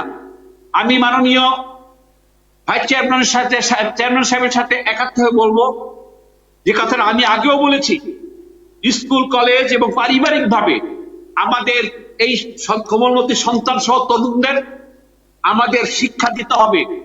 জঙ্গিবাদ, মৌলবাদ একটি জাতির কোনোদিন মুক্তি আনতে পারে না। জঙ্গিবাদ, মৌলবাদ আমাদের ইসলাম ধর্মের কোনো কথা নয়। যার যার ধর্ম সে পালন করবে, যে কথাটা আমাদের প্রধানমন্ত্রী বলেছেন, যার যার ধর্ম তার উপর, এর চেয়ে বড় কথা আর কিছু হতে পারে না। সবচেয়ে বড় কথা হলো আমরা মানুষ, তারপর হলো আমরা বাঙালি, আমার ধর্ম। আমি ঘরে বসে নামাজ পড়বো, জুমা নামাজ পড়বো, আমি মসজিদে ঈদের নামাজ পড়তে যাবো, সেভাবে দুর্গা পূজা করবে হিন্দুরা, তারা লক্ষ্মী পূজা করবে, খ্রিস্টানরা গির্জায় যাবে, বৌদ্ধরা প্যাগোডায় যাবে। এক্ষেত্রে কারো ক্ষেত্রে কোনো বাধা তৈরি করতে পারবে না। আর এই সমষ্টিগত চিন্তা চেতনার মধ্য দিয়ে সাম্প্রদায়িকতার ঊর্ধ্বে থেকে 1971 সালে জাতির জনক বঙ্গবন্ধুটাকে তৎকালীন বাঙালি জাতি ও আমরা মুক্তিযুদ্ধ এবং স্বাধীনতা যুদ্ধে অংশগ্রহণ করেছিলাম। এই নিরিখেই কিন্তু আমরা স্বাধীনতা যুদ্ধ করে, মুক্তিযুদ্ধ করে আমরা বাংলাদেশ স্বাধীনতা হয়ে পেয়েছে ও আজকে পৃথিবীতে বাংলাদেশ একটি সুন্দর সুষ্ঠু রাষ্ট্র হিসাবে পরিগণিত হয়েছে। আজকে বাংলাদেশ বিভিন্ন ক্ষেত্রে উন্নতির দিকে ধাবিত হচ্ছে, আমি সেই হিসাব আজকে দেব না। তবে আমি বিশ্বাস করি যদি আমরা পারিবারিক ভাবে এবং ইনস্টিটিউশন গুলোতে যদি কোমলমতি শিশুদের এবং তরুণীদের আমরা যদি যথাযথভাবে শিক্ষা দেই, যথাযথভাবে যদি জ্ঞান প্রদান করি, মৌলবাদ একটি কুশিক্ষা, সাম্প্রদায়িকতা একটি কুশিক্ষা, জঙ্গিত্ব একটি কুশিক্ষা, জেএমবি বা জঙ্গিবাদ একটি কুশিক্ষা। এই শিক্ষায় দীক্ষিত করতে পারলে পরে কোন তরুণী বা কোন কোমলমতি শিশুরা কোনোদিন জঙ্গিবাদ গ্রহণ করবে না বা জঙ্গিত্ব গ্রহণ করবে না। এইভাবেই আমরা বাংলাদেশ থেকে জঙ্গিবাদকে মূলোৎপাটন করছি, ভবিষ্যতে সম্পূর্ণভাবে মূলোৎপাটন করতে সমর্থ হব। বর্তমান দলনেত্রী শেখ হাসিনা সেই লক্ষ্যে এগিয়ে যাচ্ছে। আপনাকে ধন্যবাদ। আপনাকে অসংখ্য ধন্যবাদ স্যার। জনাব ডক্টর মোহাম্মদ হারুনুর রশিদ লস্করি মহোদয়, আপনার কাছেও আজকের অনুষ্ঠানের শেষ প্রশ্ন। এই যে আমরা দেখছি জঙ্গিদের সদস্য সংগ্রহণের কৌশলে একটু পরিবর্তন, আগের থেকে একটু পরিবর্তন এসেছে, যে সদস্য আগে ছিল পুরুষ, এখন দেখা যাচ্ছে মাদ্রাসার ছাত্ররাও তারা জেএমবির সদস্য ছিল, কিন্তু উচ্চবিত্ত পরিবারের শিক্ষিত ছেলেদের সাথে সাথে মেয়েরাও এই জঙ্গির সাথে যুক্ত হচ্ছেন, তাদেরকে নিয়ে তৈরি হচ্ছে নারী ইউনিট। এই সম্পর্কে আপনি আমাদেরকে বলবেন, পাশাপাশি আজকের অনুষ্ঠানের আপনার দর্শকদের উদ্দেশ্যে কিছু বলবেন। এই বিষয়গুলো একটি আরেকটির পরিপূরক। আমার প্রায় দীর্ঘ একটি বক্তৃতা দিয়েছি। আমার মনে হয় যে জঙ্গিবাদ কিন্তু বিচ্ছিন্ন কোনো ঘটনা নয়, এটি একটি সংঘবদ্ধ একটা চক্র। তারা যেমন অনেক সময় সংঘবদ্ধ থাকে না, কিন্তু অশুভ শক্তিরা অনেক সময় বেশি কিন্তু সংঘবদ্ধ, এবং তারা তাদের কর্মকাণ্ড চালিয়ে যাওয়ার জন্যে, তাদের সদস্য সংখ্যা বাড়ানোর জন্যে নানা রকমের পরিকল্পনা করে, নানা রকমের টোপ ফেলে, নানা রকমের জাল ফেলে, এবং অনেক কাজ আছে যেগুলো পুরুষদের চাইতে নারীদের দিয়ে করিয়ে নেওয়া অনেক বেশি সুবিধাজনক। আমি বললাম যে জঙ্গিবাদ মানে এইখানে যারা জামায়াতুল মুজাহিদিন কিংবা যারা হুজি কিংবা যারা যারা রয়েছে তারা কিন্তু কোনো না কোনো ভাবে, এরা কিন্তু যারা আন্তর্জাতিক চক্র রয়েছে জঙ্গিবাদের, সেগুলো কিন্তু আরো বেশি সংগঠিত। সুতরাং তারা তাদের নেটওয়ার্ক চালিয়ে যাওয়ার চেষ্টা করছে, এবং তারা তাদের সদস্য সংগ্রহের জন্য রকমারি এমনকি অনেক নতুন আধুনিক কৌশল তারা কিন্তু প্রয়োগ করছে। এই কৌশলে আমি যেটা বলতে চাইব যে তারা হয়তো তাৎক্ষণিকভাবে সফল হবে, কিন্তু চূড়ান্ত যা মানবতা বিরোধী, যা মানুষের স্বাভাবিক চাওয়া পাওয়া বুদ্ধি বিরোধী, যা বিকৃত, যা বিকলাঙ্গ, যা অস্বাভাবিক, সেটি কিন্তু স্থায়িত্ব পাবে না এবং দীর্ঘায়ু হবে। সুতরাং তারা আমরা দেখতে পাই যে জেএমবি কিংবা যেগুলো হচ্ছে কি বলে আন্তর্জাতিক যে জঙ্গিবাদী চক্রগুলো রয়েছে, যেগুলো আল কায়দা কিংবা বোকো হারাম, যেটা আফ্রিকাকে তছনছ করে দিচ্ছে, আল কায়দার মতো, সেখানেও কিন্তু এরকম নারী সদস্যের আমরা দেখতে পাই, এবং তাদেরকে নানাভাবে প্রভাবিত করে দলে টেনে নিয়ে আসা। সুতরাং জঙ্গিবাদী যারা আমাদের অ্যান্টিজম সেল রয়েছে, যারা আমাদের কাউন্টার ইন্টেলিজেন্স রয়েছে, এদেরকে অস্বাভাবিক জঙ্গি মনস্তত্ত্ব সম্পর্কে কিন্তু জানাশোনা থাকতে হবে। জঙ্গিদের কিন্তু একটা সাইকোলজি আছে, এটা শুধুমাত্র যে উগ্র বল প্রয়োগকে আরো অতি উগ্র বল প্রয়োগ দিয়ে তাৎক্ষণিকভাবে হয়তো দমিত করা যাবে, স্থায়ী ফল কিন্তু আসবে না। স্থায়ী ফল আনতে গেলে আমাদেরকে জঙ্গি মনস্তত্ত্ব, এটা হচ্ছে সাইকোলজি অফ রেডিক্যালাইজেশন, এটাকে আমরা বলি রেডিক্যালাইজেশন। এটা এক ধরনের কিন্তু অস্বাভাবিক মনস্তাত্ত্বিক, অস্বাভাবিক যৌথ মনস্তাত্ত্বিক বিকার, তো সেই জায়গাগুলো সম্পর্কে যখন আমরা সাইকিয়াট্রিস্ট দিয়ে, সাইকোলজিস্ট দিয়ে ওদের যে প্রবণতাগুলো, ওদের ওদের পেছনের কারণগুলো আমরা অনুসন্ধান করবো এবং সেই অনুযায়ী ট্রিটমেন্ট দেবো, তখনই কিন্তু আমাদের সমাজ থেকে সমূলে উৎপাদন করা যাবে। যদি তারা খুবই উগ্র হয়ে ওঠে, সেখানে আমার মনে হয় যে রাষ্ট্রীয় সামরিক শক্তি প্রয়োগের কোনো বিকল্প নেই। তো আমরা দুইভাবে জঙ্গি মোকাবেলা করবো। এক হচ্ছে জঙ্গি মানুষ যাতে পড়ে না ওঠে, তার বিপক্ষের একটা সুস্থ সুন্দর মানবিক এবং দল মত ধর্ম নির্বিশেষে একটা সর্বমানবিক একটা বাতাবরণ আবহাওয়া কিন্তু আমাদের কালচারে, সমাজে স্থাপন করতে হবে। পাশাপাশি আমাদেরকে আমাদের রাষ্ট্রকে সোচ্চার থাকতে হবে যে মৌলবাদের নাম সংঘবদ্ধ শক্তি যেন মাথা ছাড়া না হয়। আমার মনে হয় এই জিনিসগুলো আমাদের বর্তমান সরকার, বর্তমান গণপ্রজাতন্ত্রী বাংলাদেশ সরকারের মাননীয় প্রধানমন্ত্রী তার যে বিভিন্ন সেল রয়েছে, তারা জিনিসগুলো বোঝে এবং আমরা অতীতের যে কোনো সময় চাইতে সফল হয়েছি। আমরা এইটুকু আমার দর্শকদের কাছে, শ্রোতাদের কাছে এইটুকু আবেদন নিবেদন রাখতে চাই যে আমরা এই আগস্টে অনেক রক্ত ঝরিয়েছি।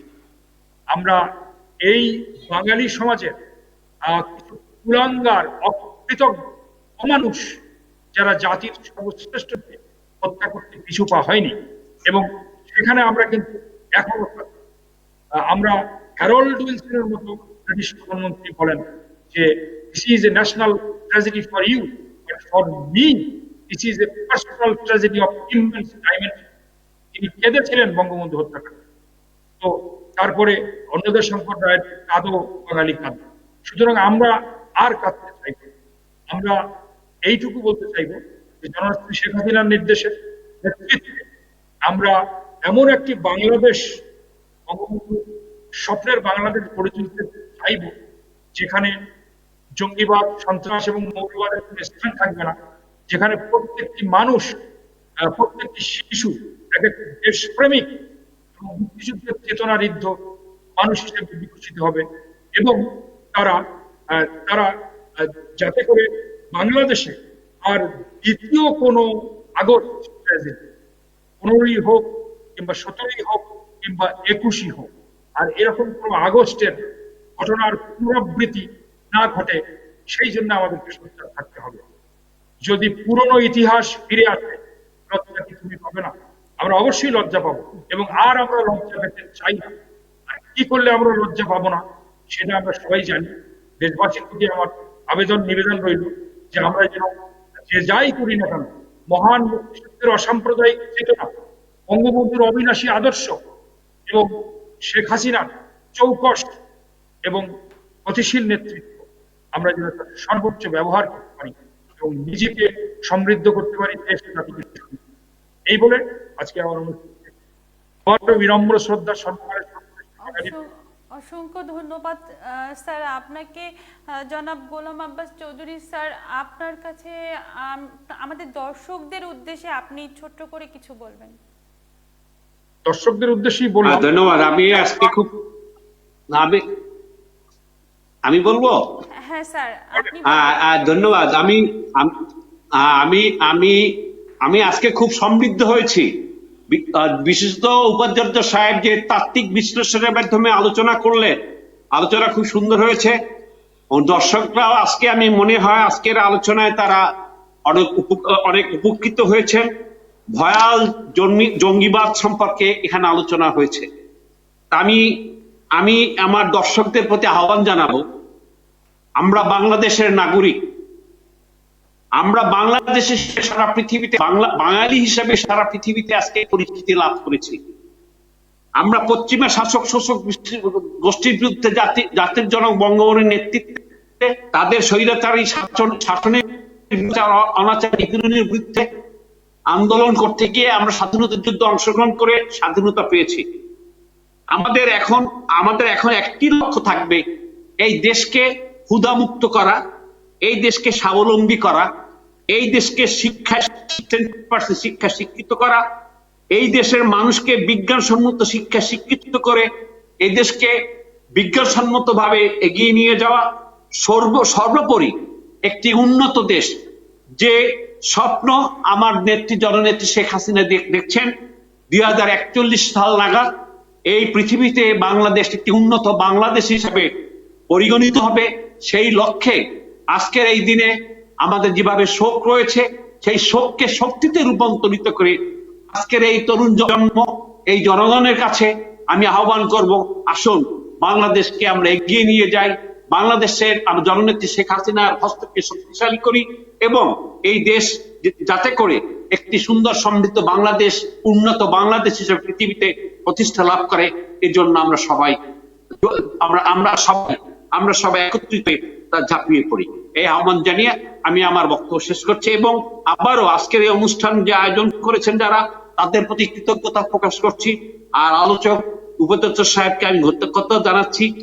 আর সর্বোপরি আজকে এই আগস্ট মাসকে সামনে রেখে বঙ্গবন্ধু সহ তার পরিবারের যাদেরকে হত্যা করা হয়েছে, বরিশালে আব্দুর রব সানিয়াবাদ, শেখ মনি সহ আব্দুর রব সানিয়াবাদের পরিবারবর্গ, তার ভাইয়ের ছেলে সহ যারা নিহত হয়েছেন তাদের আত্মার মাগফিরাত কামনা করি।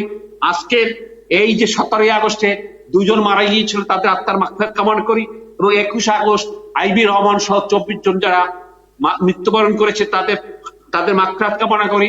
তৎসহ স্বাধীনতা যুদ্ধে 30 লক্ষ লোক যারা আত্মাহুতি দিয়েছেন, যাদেরকে হত্যা করা হয়েছে, যারা স্বাধীনতা যুদ্ধে রক্ত দিয়েছেন, তাদের মাগফিরাত কামনা করে আমি আমার আলোচনা এখানে শেষ করছি। সকলকে ধন্যবাদ। আবার অসংখ্য ধন্যবাদ জনাব গোলাম আব্বাস চৌধুরী দুলাল স্যার, আপনাকে। আমাদের সাথে আজকে দুজন সম্মানিত অতিথি ছিলেন অধ্যাপক ডক্টর মোহাম্মদ হারুনুর রশিদ আসকারী মহোদয়, আর আমাদের সাথে ছিলেন গোলাম আব্বাস চৌধুরী দুলাল স্যার। আপনাদের দুজনকেই এসকে মিডিয়ার পক্ষ থেকে অসংখ্য ধন্যবাদ। আপনাদেরকে আমরা আগামীতে আবার পাবো সেই প্রত্যাশায় আজকের মতো আমি বিদায় নিচ্ছি। শুভরাত্রি। পুরা কপাল একটা ব্যবসা লাভ করতে পারে না, খালি লস আর লস। থাকুম না এই সংসারে। বউ শুনো, তোমার লাগা আজকে এই সংসার রসাতলে। বউ এই কানে ধরতেছি, এখন থেকে মন দিয়ে ব্যবসা করুন। খিদে লাগছে বউ, খাওন দাও। খাওন লাগবো না, এক্ষুনি বাড়ি থেকে বের হও। যাইবা নাকি ঝাঁটা নিয়ে আসো? ঝাঁটা দিয়ে ঘর ঝাড়ু দাও। আরে দোস্ত, মন খারাপ করে খারাই রেছো, চলো শহরে যাই, মোটর সাইকেল কিনবো। এত টাকা পেলে কই? মাছ মুরগি আর গরুর খামার কইরা বিরাট লাভ করছি, চলো। আমিও তো মাছ মুরগি আর গরুর খামার করি, কোনো লাভ তো নাই, খালি লস আর লস। দোস্ত তুমি কি ফিট খাও? NB fit. KNB fit. KMB Agro Industries Limited, Battala, Kushtia. Style মেহেদি মানে সেরা মেহেদি, বাংলার ঘরে ঘরে স্টাইল মেহেদি। সেরা কোয়ালিটি, সেরা স্টাইল আর সেরা দীর্ঘস্থায়ী রং মানে স্টাইল মেহেদি। আমার প্রিয় স্টাইল, আমার প্রিয় মেহেদি, স্টাইল মেহেদি।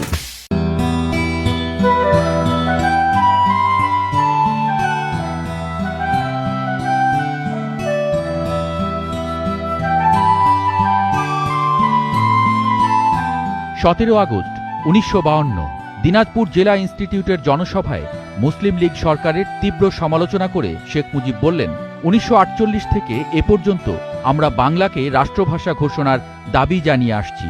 এ দাবির কারণে অনেক ছাত্রকে সরকার জেলে দিয়েছে। পাট ও পাট চাষিদের দুর্দশার কথা তুলে ধরে পাটের দাম মন প্রতি 14 রুপি নির্ধারণের দাবি জানালেন তিনি। 17 আগস্ট 1964 এক বিবৃতিতে কেন্দ্রীয় বাণিজ্যমন্ত্রী ওয়াহিদুজ্জামানের দৃষ্টি আকর্ষণ করে আওয়ামী লীগ সাধারণ সম্পাদক শেখ মুজিব বললেন, ছাত্ররা সংগ্রামের যে পথ বেছে নিয়েছেন, চোখ রাঙানি বা হুমকি দিয়ে তাদের সে পথ থেকে সরানো যাবে না। তিনি বলেন, 1954 সালে মুসলিম লীগের পরাজয়ের গ্লানি এত দ্রুত কি করে তিনি ভুলে গেলেন। ওয়াহিদুজ্জামান এবং তার প্রভুরা নির্বাচন নিয়ে এতটাই যখন আত্মবিশ্বাসী, তখন তারা যেন সব রাজনৈতিক নেতৃবৃন্দের উপর থেকে বিধিনিষেধ প্রত্যাহার করে নেন এবং প্রাপ্তবয়স্ক ভোটাধিকারের ভিত্তিতে আসন্ন নির্বাচনে অংশগ্রহণ করেন। 17 আগস্ট 1971 বঙ্গবন্ধু শেখ মুজিবুর রহমানের মুক্তি দাবি করে ইয়াহিয়া খানের কাছে তার বার্তা পাঠাল জেনেভাস্থ আন্তর্জাতিক আইন সমিতি। 17 আগস্ট 1974 নজিরবিহীন বন্যার ক্ষতিপূরণের জন্য 28 কোটি 96 লক্ষ টাকার কৃষি পুনর্বাসন কর্মসূচি গ্রহণ করল বঙ্গবন্ধু সরকার।